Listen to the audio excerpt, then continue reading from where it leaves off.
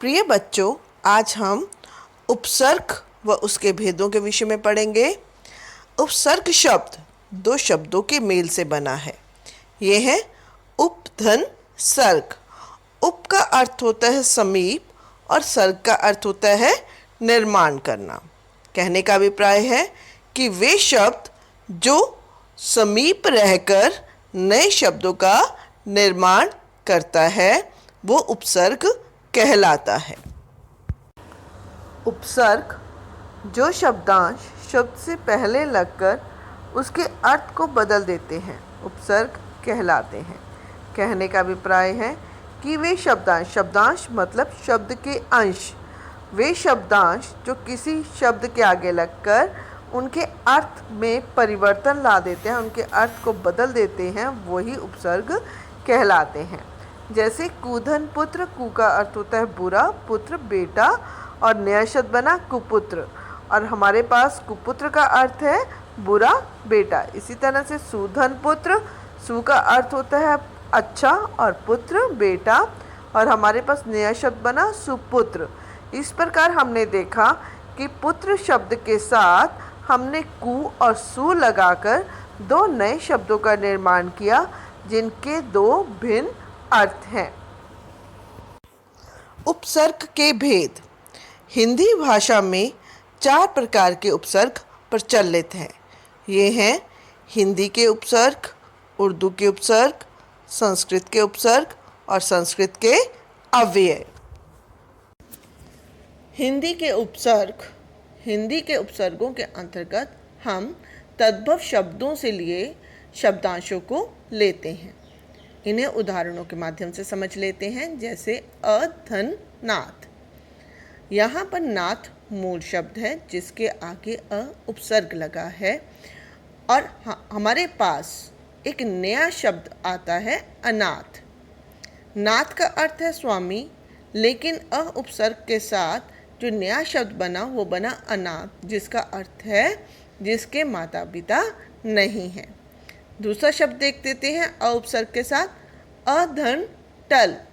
टल का अर्थ है जिसको टाला जा सके, लेकिन इसके आगे अ उपसर्ग लग गया तो हमारे पास नया शब्द आया अटल, जिसे टाला ही नहीं जा सके। इस प्रकार हमने मूल शब्दों के साथ अ उपसर्ग लगाकर कई नए शब्द बना सकते हैं। इसी तरह से अधधन पका, अध का अर्थ है आधा, पका पका हुआ। इसके साथ पके के साथ अगर हम अध उपसर्ग का प्रयोग करते हैं तो हमारे पास नया शब्द आता है अध पका।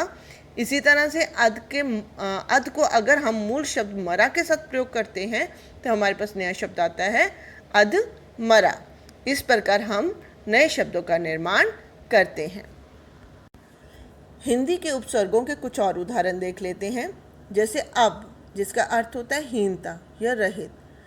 जो नए शब्द बनेंगे वो हम बना सकते हैं अवनति, अवगुण आदि। इसी तरह से अन, जिसका अर्थ होता है अभाव या नहीं। इससे शब्द जो नए बन सकते हैं वो अनजान, अनपढ़ आदि। इसी तरह से कु, इसका अर्थ होता है बुरा, और नया शब्द बन सकता है कुसंगति, कुपथ आदि। संस्कृत के उपसर्ग। प्र शब्द संस्कृत के उपसर्गों के अंतर्गत आता है। इसका मेल वेश शब्द मूल शब्द से हुआ जिसका अर्थ होता है वेशभूषा, और इन दोनों को मिलाकर जो नया शब्द बना वो बना प्रवेश, जिसका अर्थ होता है अंदर आना। एक और उदाहरण देख लेते हैं।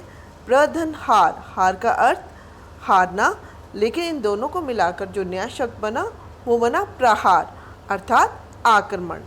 इसी तरह से उपधन मंत्री, उप का मतलब होता है छोटा और मंत्री मंत्री, और उपमंत्री मतलब मंत्री से जो छोटा है।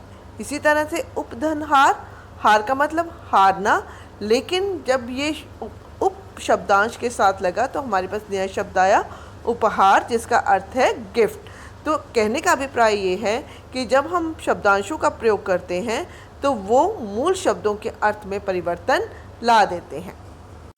संस्कृत के उपसर्गों के कुछ अन्य उदाहरण देखते हैं।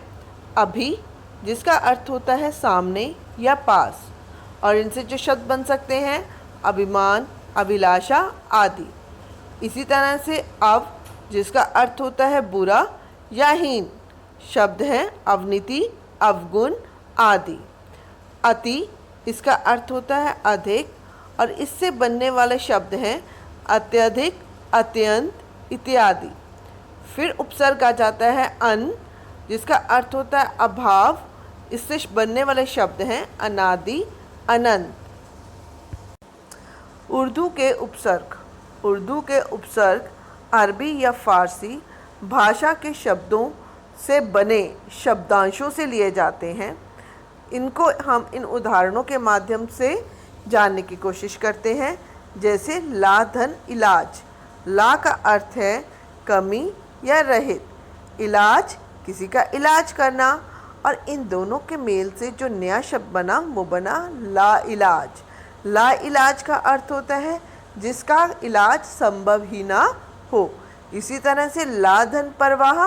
परवाह किसी की केयर करना, लेकिन इन दोनों के मेल से जो नया शब्द बना वो बना लापरवाह, मतलब केयरलेस होना। अर्थात हमने जब उपसर्गों का प्रयोग किया तो उन्होंने मूल शब्दों के अर्थ में ही परिवर्तन ला दिया। और उदाहरण देख लेते हैं। ना धन काबिल। ना का अर्थ होता है नहीं, काबिल किसी चीज़ के काबिल होना, लेकिन जब इन दोनों का मेल हुआ और नया शब्द बना वो बना नाकाबिल, मतलब किसी चीज़ के काबिल ना होना। इसी तरह से ना धन काम। काम मतलब काम करने वाला, और जब इसके साथ उपसर्ग ना लग गया तो उससे जो बना शब्द है वो बन गया नाकाम, अर्थात किसी काम का ना होना। उर्दू के उपसर्गों के कुछ अन्य उदाहरण देखते हैं। जैसे बे उपसर्ग, जिसका अर्थ होता है बुरा या अभाव, इससे बनने वाले शब्द हो सकते हैं बेवफा, बेसमझ आदि।